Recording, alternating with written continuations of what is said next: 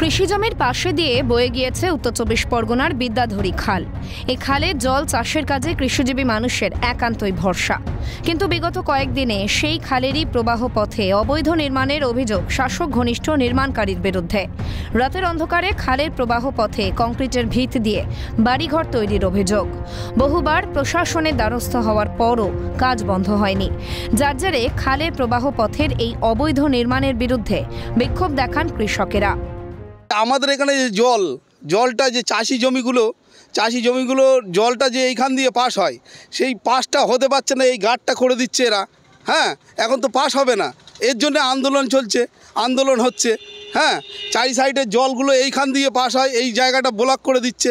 যে জমিটা পাশের জমি কিনেছে, কিন্তু এই জমিটা না, এটা তো সরকারি জমি, এটা জল যায় এখান থেকে, জল মানে পাস করানো হয়। ড্রেন, এটা হাই ড্রেন, সেই ড্রেনের উপরে দখল করে ওরা এই জিনিসগুলো করতে যাচ্ছে, দোকান পাশারি বিভিন্ন জিনিস। স্থানীয় কৃষিজীবী মানুষের আশঙ্কা, সরকারি জায়গায় অবৈধ নির্মাণকারীরা কোনোভাবে যদি এই নির্মাণ কার্য সম্পূর্ণ করতে পারে, তবে পরবর্তীতে কৃষিকাজের সমস্যার সম্মুখীন হবেন তারা।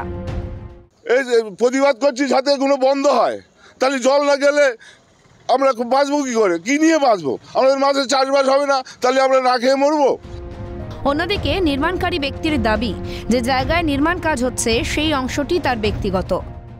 আমার কেনা সম্পত্তি, 2014 সালে আমার কেনা, ঠিক আছে। আমার হাবড়ার জমি, হাবড়া বিধানসভার হাবড়া 1-এর জমি, হাবড়া থানা, ঠিক আছে। আমি কাজ করছি, ধরো দেওঙ্গার কিছু লোক এসে ঝামেলা করছে, ফালতু ঝামেলা। ক্যানেল আমার সামনে আমি ড্রেন রেখেছি, আমার পিছনে সরকারি বড় চ্যানেল আছে, সেটা আছে, প্লাস আমার সামনে আমি চ্যানেল রেখেছি, প্লাস আমি কলম তুলছি, নিচে ফাঁকা, পানি যাওয়ার লাইন ক্লিয়ার।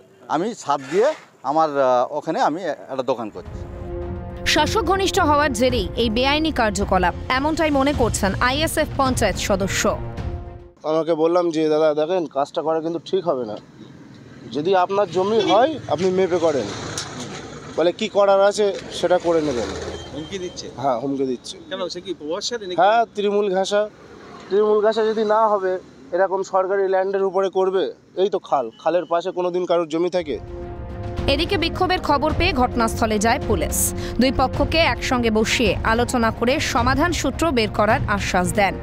পঙ্কজ বিশ্বাসের রিপোর্ট, ক্যালকাটা নিউজ।